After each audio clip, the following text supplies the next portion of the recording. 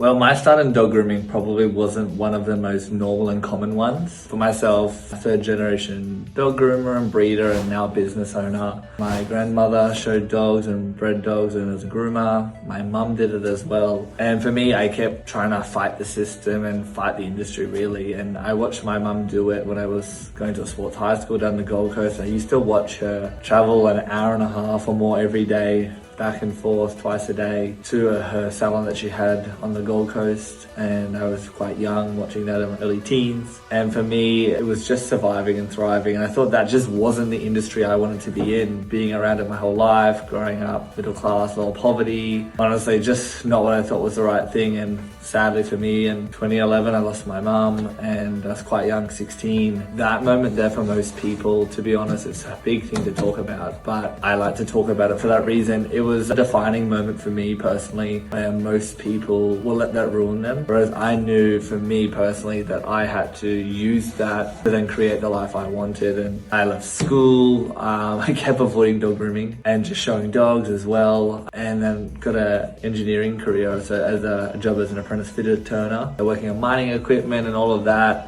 It's been totally different to dog grooming. Obviously getting covered in dirt, oil and grease, etc. Then showing dogs on weekends is how I learned to become a groomer. So I learned back to front. Long story short, fast forward that, finished my apprenticeship about three and a bit years in. And then the industry just kept calling me. As much as I tried to fight it, I just took it and went with it. And fast forward me now, I spent a lot of time in America, 3 months a year for nearly 3 or 4 years with Olivia Hodgkinson, her name is. Honestly, one of the toughest teachers I've had and mentors, but someone I idolize and always will, and always tell people that they helped me grow more as well and made me who I am as well. And I just kept learning more in the industry. And for me, I never wanted to be a business owner. I bought my business and we paid only just a portion, paid about $5,000 for the business and parts of it, and that was it. We just went from what it was and a business that wasn't fully successful and thriving to making what it is now and having 2 locations and having our schools and our salon. But for me, I never wanted to be a business owner. I was terrified. I hated public speaking. I hated talking to people. Like, a totally different lifestyle. But for me, a lot of people think that they see what they see now, but what we had growing up, being poverty, mum having multiple jobs, housing commission, all of that, and lower class living, to what we have now. I worked so hard to get that. And what I explain to students is we've had business coaches and mentors, and we still have them now. And for us, we wanted better and we wanted more. We wanted to be more impactful. And I didn't want to be like every other groomer in the industry and live week to week. So for us, like, we love showing dogs. That's a part of our branding. Grooming salon, that's our brand. My name is our brand. Our signature tools, everything. It all incorporates. And I explain to groomers, when you love what you do and you're smart about it and you know what you're doing, it makes it easier. And our business was okay when we started, but getting a mentor and having the right people around you is so important. So when I explain that to groomers, that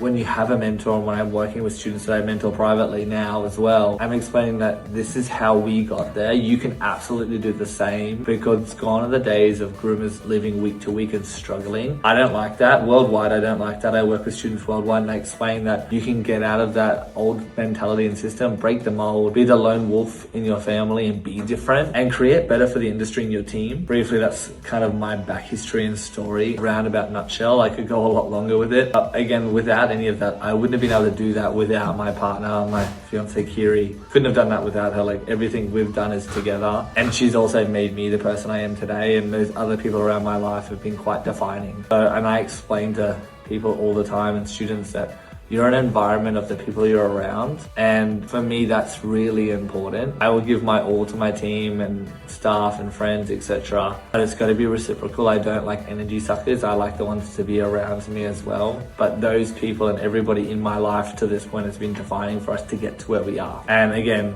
like, anything's possible. I say to students, you just have to be willing to do it. And if you are, do it. If you want to know more, hit me up, ask more. I'm never scared about sharing my story, because I think it's important to understand that anything is possible, and you can break tradition and break mold and be different from what you've always had and leave a lasting impact. And for me, that's so important. So a bit of my story, I didn't let sadly losing my mum at a young age define me. I flipped that compared to my other siblings, and I've created a life that I could never think of. So just because something tragic happens in your life, someone that mentored me said, does it happen to you or for you? I would go through all I have gone through, and those tragic moments moment, and I know that they made me the person I am. So I would let it happen all again just to be in the same position I am right now, and that's really important.